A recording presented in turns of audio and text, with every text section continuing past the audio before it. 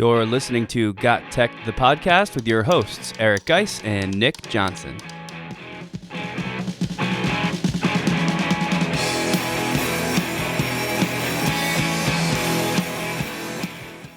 Welcome back to GotTechED the Podcast. This is episode 90 called 11 Teacher Practices to Prepare You for a Successful School Year. In this episode, we'll talk about an EdTech checklist that you can use when deciding what EdTech tools to invest time and possibly money into. We'll also share 11 practices that you can think about over the summer that will set you up for a successful school year. This is another episode you don't want to miss. Check it out.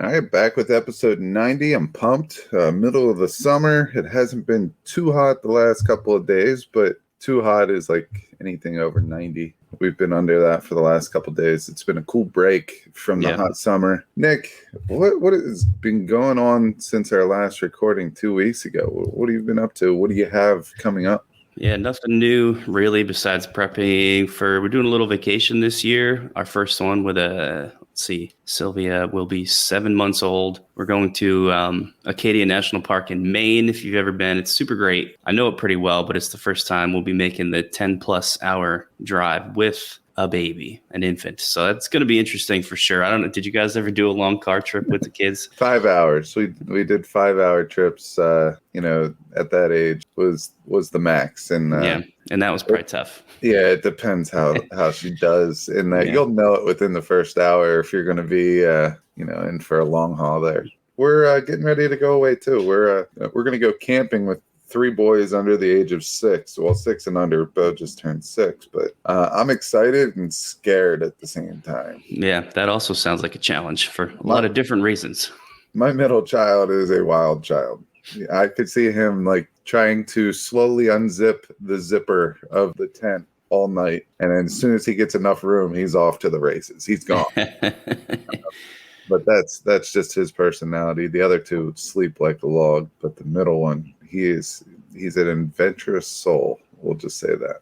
Yeah, that's awesome. I wish I was going camping this summer too. That's the one thing that I'm missing out on. It's a great way to just kind of, I know we talked a little bit about separating from the tech and work, but no better way to do it than sleeping outside and waking up and popping open that tent. It's one of the best feelings out there. Absolutely. So I've been keeping it purposely very light on the professional development side for the month of July. I know you have been too. I know in August we're going to get back into it a little bit as far as the professional development. Maybe in our next episode we'll have a couple that we're attending or presenting at for you. But today we're going to talk about 2 different things. The first one is the EdTech checklist. And this one is basically, what do we look for in an EdTech tool before A, we recommend it, and B, we start using it ourselves in our classroom. And then we'll follow that up with, I believe there's 10 things or 11 teacher practices that we thought of that we're going to start preparing ourselves for the new year that we could use all year long. And that's going to help us have a successful school year. And hopefully we'll cut down on some of the teacher stress that we have during the school year. And maybe you'll do the same. You can follow GotTechED outside the podcast at gottech.com or on Twitter at WeGotTechED. Let's get into segment 2. We have our EdTech checklist. These are things that we kind of just discussed before we did the show, what we look for, and we made a list of them, and there's no better time than to go through it right now. So, Nick, why don't you get us kicked off? Yeah, this is a super helpful list. I don't know that I've seen anything like this out there before, but like you said, it is kind of what we go through. And this could be helpful for people, especially over the summertime where you're trying to make decisions about what you're going to do for the coming school year. This could be a big helpful part of that decision-making process. So the first thing we came up with, of course, is website. We want to make sure that there's at least to me, this means like a quality website that you can tell is maintained and updated and it works and it's smooth and it looks professional. To me, that always hints then that the product itself whether that product is the website or an app or something you download, but that product itself is going to be equally professional and smooth and updated and works. So that's the first element on the list, is the website. Yeah, it's we are judging a book by its cover on this one. And it's purposeful, because with Edtech, you want to make sure that they can work well within the Edtech space, and that includes the website. So if they don't, it makes me doubt the product a little bit. And I will tell you that I will give some free passes to add-ons and extensions. They don't always have a website to go with their add-on or extension. That's a little different. But when we talk about a web-based app or something like that, website is a tall tale sign of whether that Edtech tool is going to be awesome or not. So the second one is social media, and social media tells us a lot. And I'm not just talking about that app or Edtech or websites social media accounts. I'm also talking about the hashtags and the activity around that. So if you go onto their website, most of them have Twitter accounts or Instagram accounts or some type of social media. You click on that. You go in, you find out if they're using hashtags. If they are, you search that hashtag and you see what other people have to say about that tool. That is a big thing, because most of the time when people go on Twitter, use that hashtag, they're users. And if they're users of that tool, they will give you better feedback than the solicited feedback that's on the website, like the testimonials. The testimonial section kind of makes me chuckle when I look at, any Edtech tool, because it's almost like saying, hey, mom, write me something cool so I can put it on the site. They know who they're talking to. They want to get the best of the best. So you take that with a grain of salt. But social media, you will see true colors. So start following the tool a little bit with the hashtag. See their engagement, their interactivity. See if people are asking questions and if they're providing answers.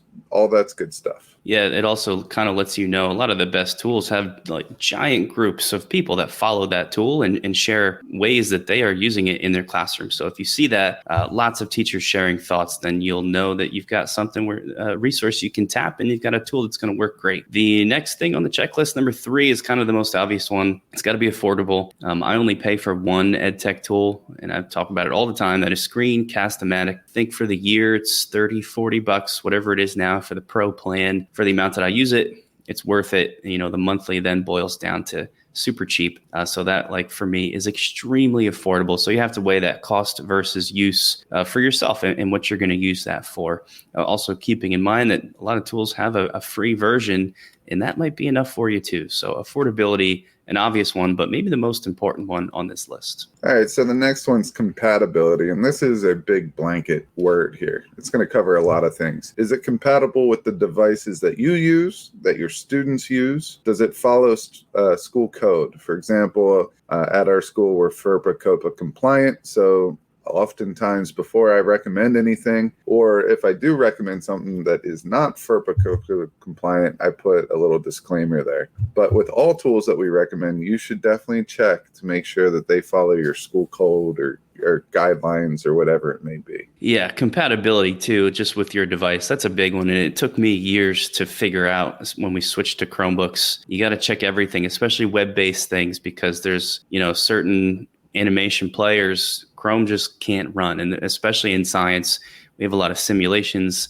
that just stopped working there. And you kind of have to let those things go. And most importantly, prep for that, because you don't want to be stuck with an activity using something online that does not work on your devices. So really super important there. The next one we've got is the audience. And that could mean a lot of things as well. What comes to mind for me in this sense is how many students can use that tool. If it is indeed a student tool where the kids are going to be logging on, a lot of the times, you can sign up for free, but only get one class of 30 students, where that might not work if you teach at a higher grade level and have 120 students. That's not going to fly for you. You might get that 120, but now you're in the affordability camp. You're going to have to pay for it. So you want to make sure what type of audience or what type of class size this tool can accommodate. Yeah, and a lot of times with that, with the last couple of affordability and audience, you can get freemiums that will do you just perfectly fine. So keep that in mind. There are a lot of tools out there that do a very nice job that if you want to have very limited accounts, that you'll be able to stretch that over all of your classes. So they kind of go hand in hand. So the next one's learning curve. Nick and I both always say this. We like simple tools. We like simple tools that are intuitive to use, that they do one skill and they do it well. There aren't a lot of tools out there that have cover a lot of different facets of education that we can use. Probably one of the better ones that I can think of is WeVideo. WeVideo does a lot of our creation things extremely well, and it's extremely similar to use, and it's all under the same editing kind of platform. So that's one that I could think of, but I like tools that do something extremely well. And we've mentioned a couple of them. Edgy with their feedback and peer editing. You have Moat with their audio recording feedback and their translation to text and all that good stuff. That's phenomenal. So there are tools out there that do a lot of simple things very, very well, and they're very intuitive to use. So those are a couple examples of what we look for in that category. I'm going to throw a couple others out. With the intuitive use category, I always compare it to using an iPhone. An iPhone, I think, is maybe the best example of, and this could be any smartphone these days, but iPhones in particular, so complex, and you can do almost anything. And you need essentially zero training to use it. You open it up, it starts, you can see the apps, it's very clear. You touch an app to open it, and then the app guides you through from there. Super easy. And you can find similar things in a lot of the tools that Geis just mentioned. One that I think you missed is our buddy Kyle Nemus's tool, Classroom Q. So intuitive. When you go to the website to use, it has one thing on the homepage, and that is a big giant red button, or it might be blue now, I forget. And you click that button to get started and essentially raise your hand. There's like a class code thing you have to join with too, but so intuitive and simple. And the kids and teachers too need essentially no training. And sometimes that's tough to do depending on what the tool does, but there's a lot of them out there that accomplish it. Super important. So that's just a couple other examples. The next one we've got, number 7, is just meeting the needs of who your students are and what your content area is. So the content piece may be more important at the higher grades. As you guys know, I teach science, so that's mostly what I'm interested in, is tools that meet that need. But this can also apply to, what level of student you're teaching and how many different needs have to be met in that classroom within a range of categories. And you want to make sure to choose a tool that can actually do that and meet those needs. Yeah, for me, I don't really look for those science-y apps. I want to look for content creation apps, because you could always bring science content into those apps. There are a couple in science that I definitely go to, but for me, I'm looking, my needs are a little bit different, because I want the students to go and try to figure what they want to create and how they want to work with the content. The next one is customization. So can I add my own questions? There are some EdTech tools out there that whatever you get is what you got.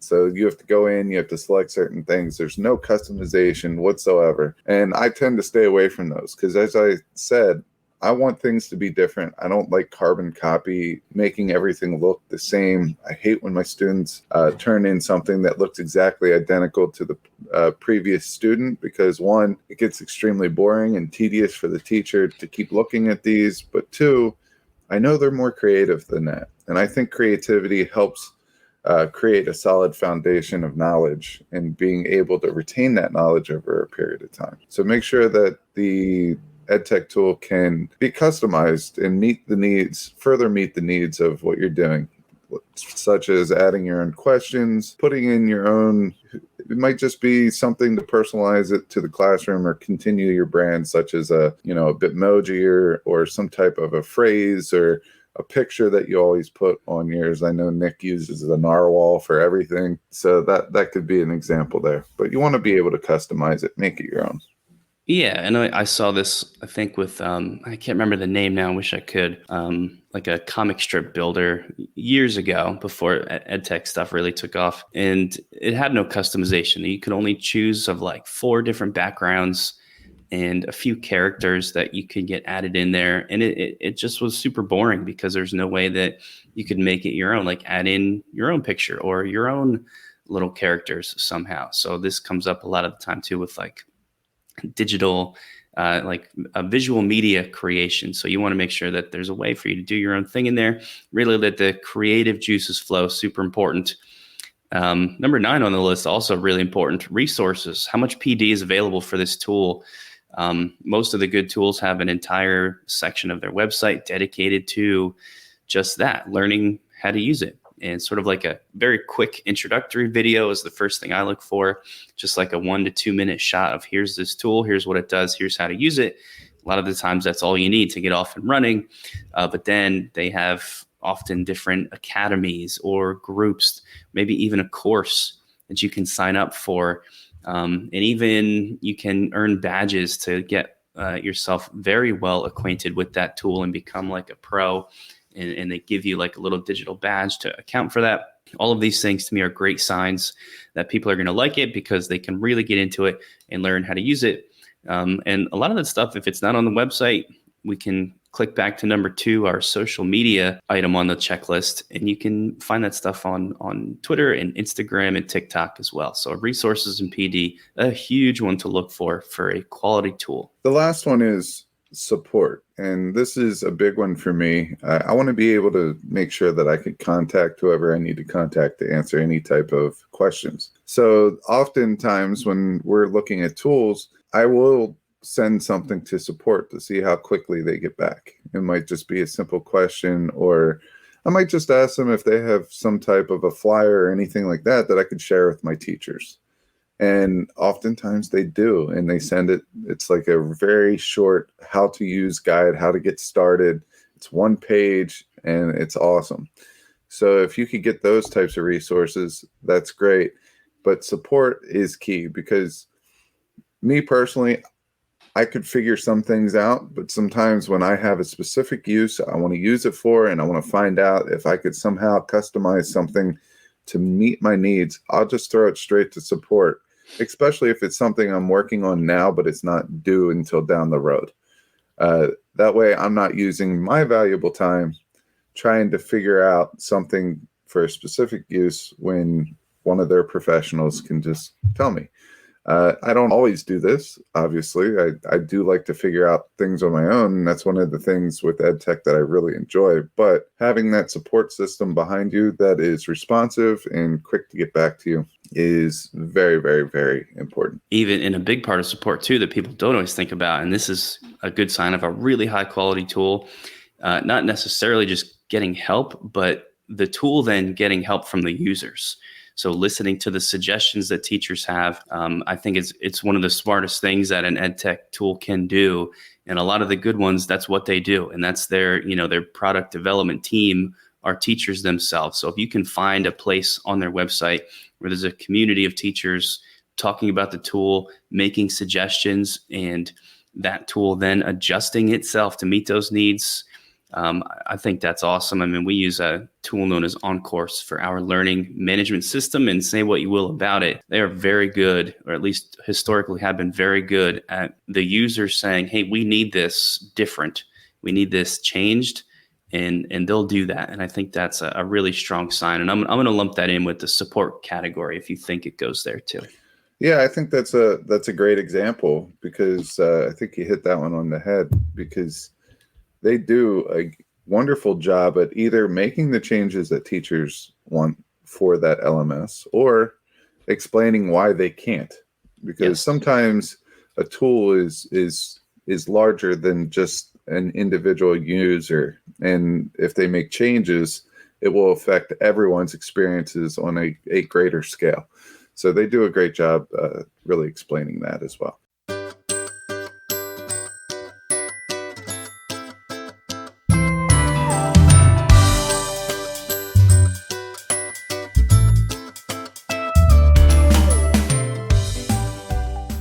So that's going to end that segment. Let's get right into our next one. We have 11 different teacher practices that you can start thinking of. They're not really just teacher practices. They're strategies to use in the classroom.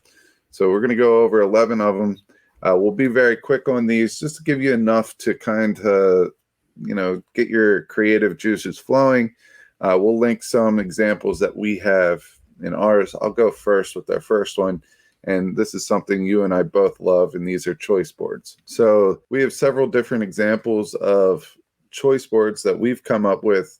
Our most recent one was a choice pyramid, which we will link in there.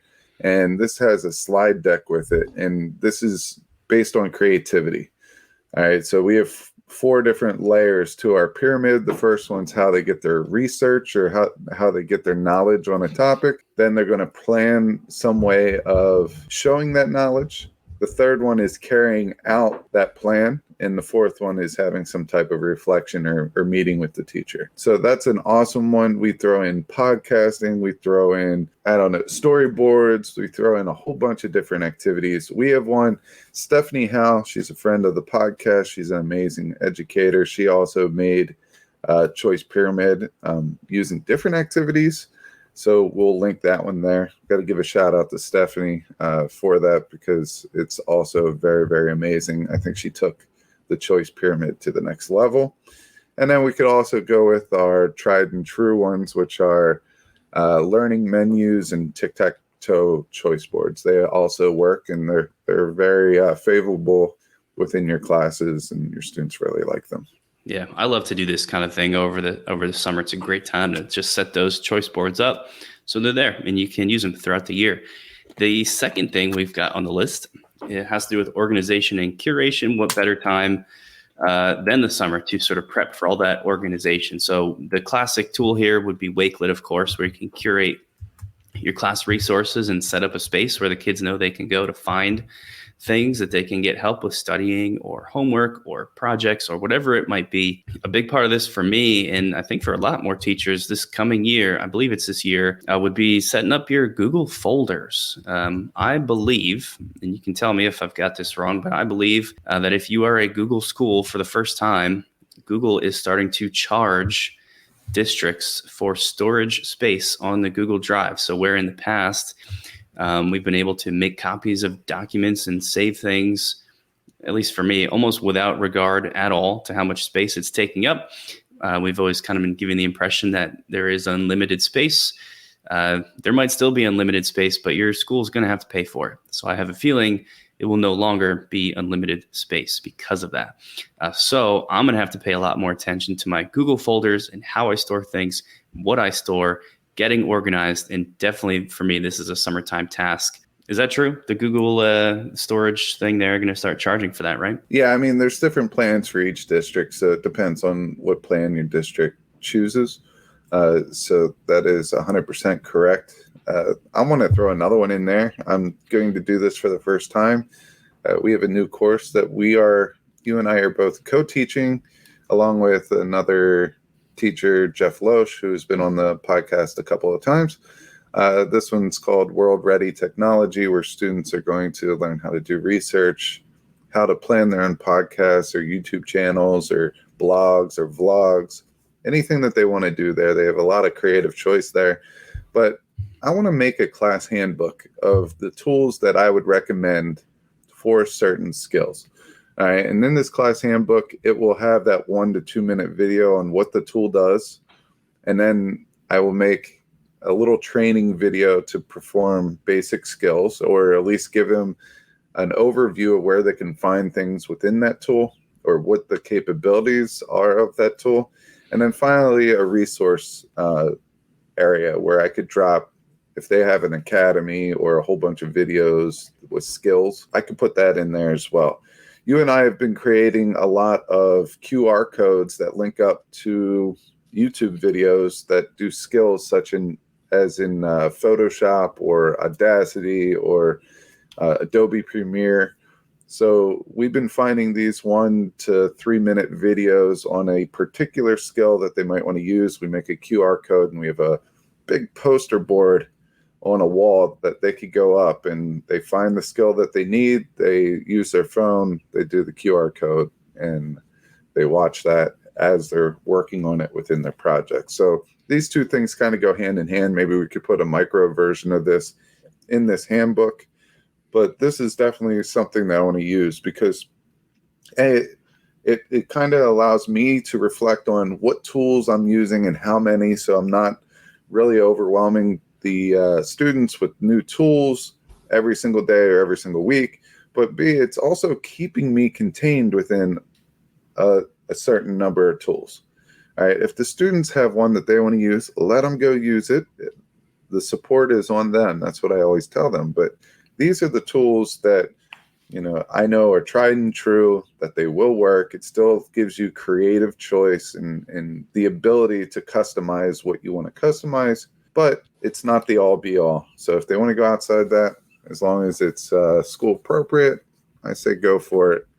I'll support you in any way that I can. But I think this class handbook, what that's going to do is save us time throughout the whole year explaining how to use certain tools. Now they can just go and they could take, maybe that's their homework for a day. We're going to be working with this tool, watch these 5 videos at, total 10 minutes of your time. So when we get in here, it's not a how-to session. It's go and get ready and prepare all your content. Yeah. So if you get sort of tired of, once the year starts up, answering the same question over and over again for students, or showing them how to use something over and over again, you're going to want to do this and turn it into a little instructional video, or even like an infographic. Throw that up on a QR code or someplace the kids can get it in the room itself. I love this idea, and I think that's something that needs to get built into my classroom for sure, and I can't wait to do it. I'll introduce this next one and then let you give some examples, I think. This is something I want to do a lot more research on, called Edu Protocols.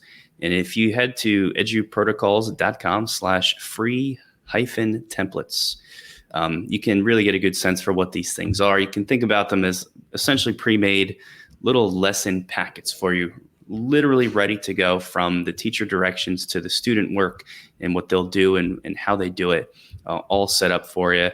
But there's a lot more to it than that. And you'll see what I mean if you go there. We pulled out a couple examples that we think are particularly cool. Do you want to talk about those for people?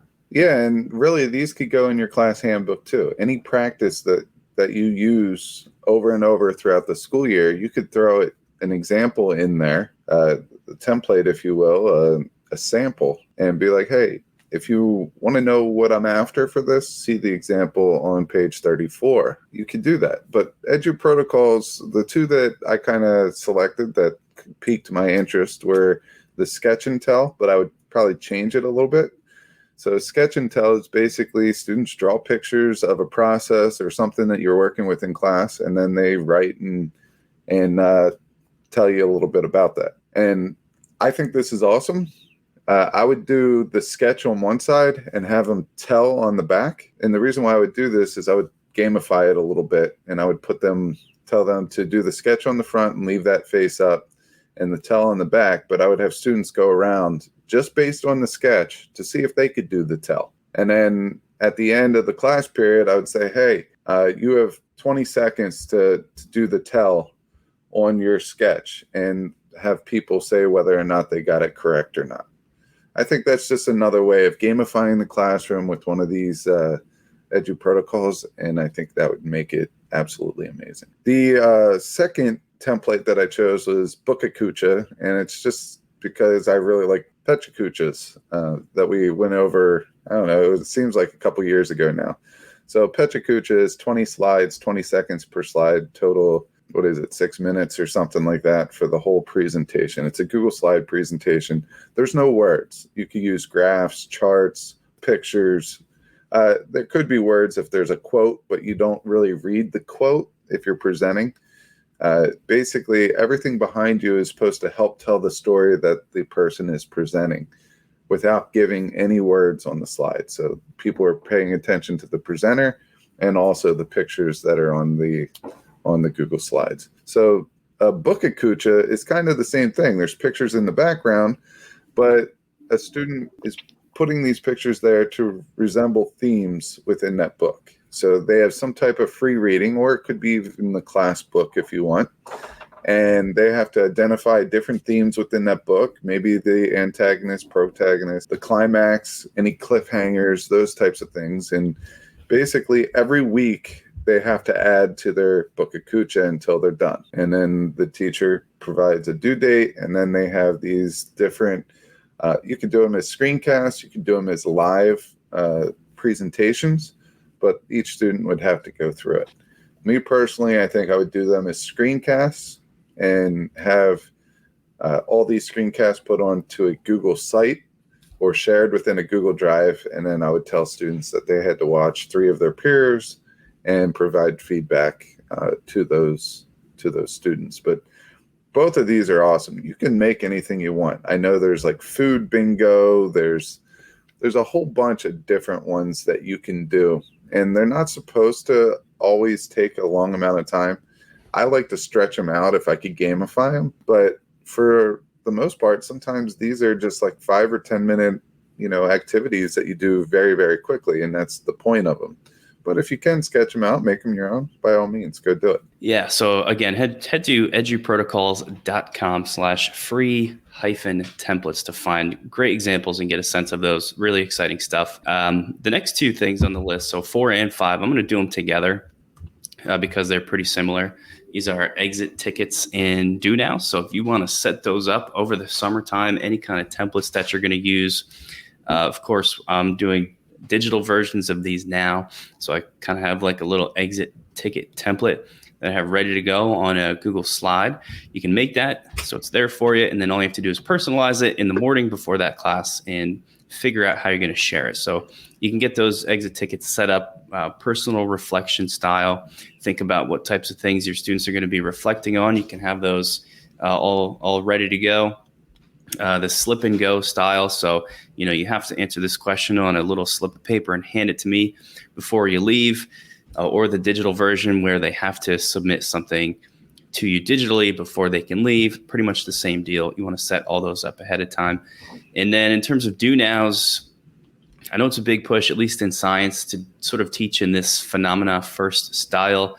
If you are a science teacher, you might know this as the next generation science standards, where instead of doing all this science teaching first and then say, here's the demonstration of how it works, you start with the demonstration. It sort of piques the student's interest and curiosity, gives them that hook.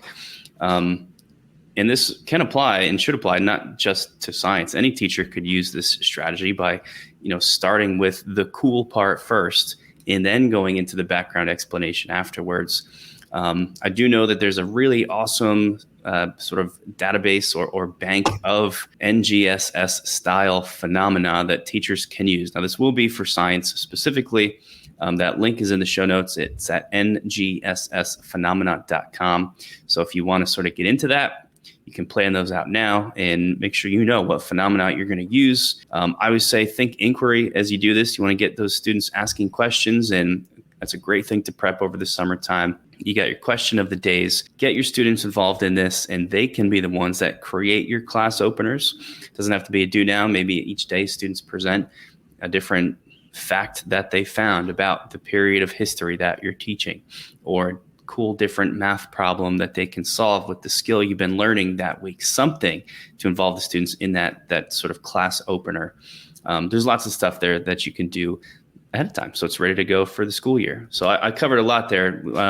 What did I miss from exit tickets and do nows? Anything? Well, one thing that I like to do with the do nows is I like to print all my do nows out at the beginning of the year. So I do my lesson plans a little bit different than most. I think what I do is I start a Google Doc. That's how I started my digital lesson plans. And what I will do is every single topic has a lesson number. Now, I don't go in order so lesson 1, I might teach the first day of school. Lesson 3, I could teach whenever I want. It gives me a lot of flexibility, but it also eliminates me from having to go back and do the same lesson the next year when I teach it in a different order. All right, I'll just explain this a little bit because I think it's a time saver. I go into Google Docs, I do each unit, I break out all the topics I want to teach, and then I have the standards underneath them, and I have all my objectives, my learning activities, everything that you need in your traditional lesson plan, and I just keep going. At the top, I create a table of contents so I could get to each lesson. Okay, so I give each lesson a name. So if I'm working with water properties in the chem unit, my lesson will say lesson 1, water properties. Okay, and then that way, whenever we have to digitally upload all our lesson plans somewhere, all I need to do for that day is create a hyperlink to all my lesson plans, which will stay the same throughout the whole year. And then all I have to do is put in there lesson 27. So my supervisor can go click that link and find lesson 27, and there it is. Anytime I need to make changes to my lesson plan, I go into my master list there and I make changes. So if something doesn't work, that's fine. I'll go in there, I'll make changes for next year. All right. But this ties into my questions of the day, because for each one of those lessons, I make a question of the day part of my lesson plan. And then I will go and I will put all those questions into a Google slide. I will change the size of the Google slide to meet my needs. And then I will go print them all out, and I will put them on a ring binder. So what I did is I would either laminate them or put them on cardstock. Usually I put them on cardstock, and I put them in these individual rings that I bought at a craft store. So I have this whole list of questions of the day up front. One of my students, it's their job each day to come in and flip the question of the day, and we're off to the races. That's it. It's very little work. I do the preparation one time, and I have it for the rest of my teaching career. With those rings, you can take questions in, or you could add questions in, take questions out. So that's where I was going with that. Hopefully that came full circle and made sense. Yeah, I wasn't sure you were going to be able to do it, but you definitely did. And I love that idea too. It's really smart. Number 6 on the list is our wheelhouse for sure, especially yours, gamification. I love this first idea we've got called Puzzle Friday, and you can substitute out any word you want there. It doesn't have to be puzzle. The kids love when Friday in particular is a thing. Make Fridays a thing, whether it's puzzles, some kind of demonstration that they can look forward to.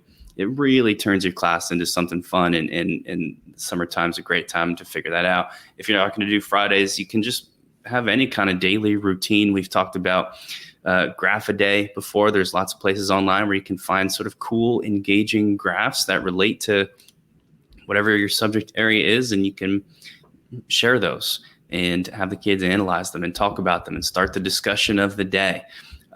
So I really like that one. And obviously, under the umbrella of gamification, those are two just very specific ideas, and there's tons you could explore there. Yeah, I love escape rooms, but I realize that I don't always have the time to make, right. Usually it's 5-6 different puzzles to make that escape room, but I do have time to make a puzzle working with content once a week or once every other week. So that's why I put Puzzle Friday there. I think it's a great opportunity to take advantage of gamification in a very simplistic way. Graph a day. I know there's people out there on Twitter, on social media, they'll post a graph a day that you'll be able to use in the classroom. I don't care what the content area is. Graphs help students retain information. So if you could make up a graph, it doesn't matter. You can make your own graph, but every graph tells a story. So if you could get your students to tell the story of the graph without saying a word to them, they're going to remember that stuff, and it's going to be more meaningful. And if you can connect it to your content, then you're really taking it to the next level. All right, our next one is classroom social media. And social media is a great thing because parents want a one-stop shop to go find out what they need with your class. All right, so it will never be a one-stop shop for the high school social media because not every high school teacher is going to do that. But if you're an elementary school teacher, or there are some cases, if you're a team in a middle school, like our middle school have teams, well, maybe teachers can all post content within that team on one social media, blanket or something like that. There are different ways around it, but just being able to keep the parents in the loop, the students in the loop. If both the parent and the student know that there's a test next Friday, well, that helps get everyone on board. It holds the student accountable because there's two people communicating that information. That being the parent could take a look and help support the kid at home, and the teacher could do it from the classroom. So I think the social media component is huge because of that communication piece, but they also have the ability to embed your social media feed onto your website. So you could put it even on your website to cover the people that don't have social media accounts. And it gives you this big opportunity to maintain branding within your classroom. So if they see your brand on there, it gives you more clout as a teacher. It makes you look a little bit more professional. I'm not saying you can't look professional without social media, but I'm saying I think it does help in that way, especially if you're a young teacher pulling out all the stops to make sure you're giving your students the best tools to succeed. You can also, over the summer, as you're setting this up, decide if you want to go down the road of branding your material. You certainly don't have to. I only wanted to mention it because it's a big thing for teachers now. And a lot of them sort of want that to be a part of it. And not only am I sharing class information here, but I'm also sharing the stuff with the world to use. And you want to make sure that you have something in mind for your class social media account and sort of what you want it to be. And it certainly doesn't have to be that, but it can. The next one, number 8, is a quick one. And that is, of course, getting your classroom set up with graphic organizers and posters and whatever you want to have hanging in the room. And maybe you're making that stuff from scratch yourself using Canva for Education, Adobe Spark, or Visme. I'm still unsettled on that. But a lot of these places you can go and they have editable templates that you can use and really tailor stuff to your room specifically, but still have it look like a really professional poster that you bought from somewhere.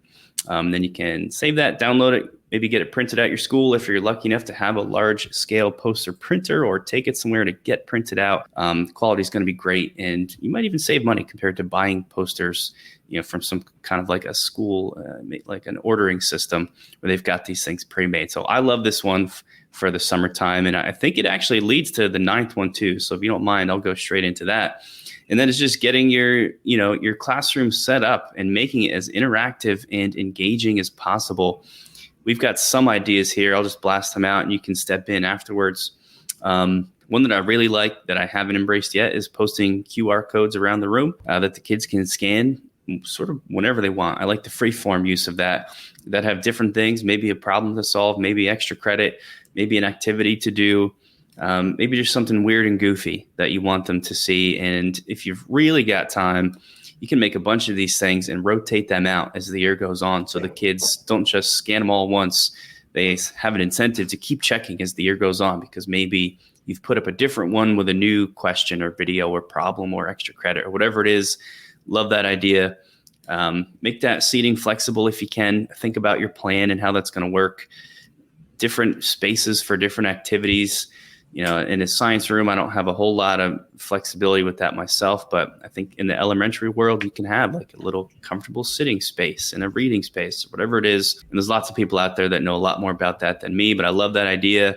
Even at our high school, we've seen a lot of stuff with lighting. Teachers that leave the overhead bright fluorescent lights off, and they just bring in like comfy lighting that you might actually use in your house and get that environment as warm and inviting as possible. Tons of ideas there just to prep your classroom, basically. So what did we miss? I love it. It's all good. I think the flexible classroom is something that has been around now for a couple of years, and it's paying dividends rather than having your kids in rows. But sometimes it's just not available to certain teachers. So I would also add there to explore the outdoor classroom. There's plenty of ways to go outside and find a different learning area that might be more comfortable for your students and give, a sense of breaking up the monotony of the classroom. So the next one is a huge topic. I'm just going to list the 2 different types and give you some tools of each one of them. These are assessments, both formative and summative assessments. For formative assessments, there are a lot of different ways that you can get data very, very quickly and give students near instant or instant feedback. These tools include, but are not limited to, GimKit, BlueKit, Quizzes, Quizalize, Quizlet. And then you could also do some type of formative assessment, which could be some audio recordings, personal reflections. Students can make websites based on their topics. Going with the website theme, you could also do e-portfolios for each student. I've now done this twice, and especially if you have some type of end of the year exam in your subject area, if you're an AP course or if students have finals, I think this is a great way to keep students organized. They don't need to have every little thing that they've done for every single topic or chapter for the whole year. They just need to have some main components there to help them take away big ideas. They could do a slide show and tell.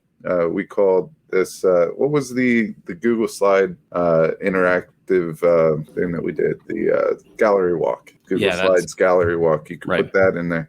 I've seen people use Jamboard with this as well for that same thing, where you assign a small group of students, or each individual student, a slide or a Jamboard, and they have to basically customize it, make it their own, and have some type of gallery walk at the end where they walk through and they see each other's work. And that brings up our last one, which is feedback. So feedback is huge in education. Over the last year and a half since COVID hit, feedback is probably the number one most important skill for a teacher to have and to incorporate in their school, in my opinion, just because that is what's going to help students build on what they already knew, and also identify and alleviate any misconceptions out there.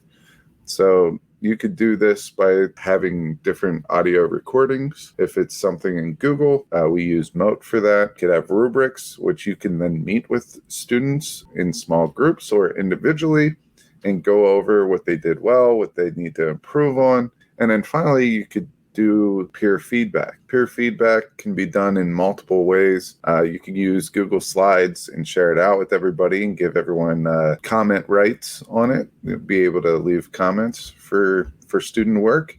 You could also use programs like EdgyNotes, which does the same thing and makes it a little bit more interactive, so students can see where other students are commenting on that individual piece of work. Yeah, so that's our list of 11 things that you can think about over the summer to help prepare for a successful class. I know that I feel inspired and have lots of things that I think I should be getting into. Again, these are just, and it kind of came out of us in recent episodes talking about ways that you can use your summertime to think about these big picture things. This is sort of a more specific take on that. So I hope that the listeners found something helpful here from this list. I know that there's a ton of stuff that I would be interested in myself.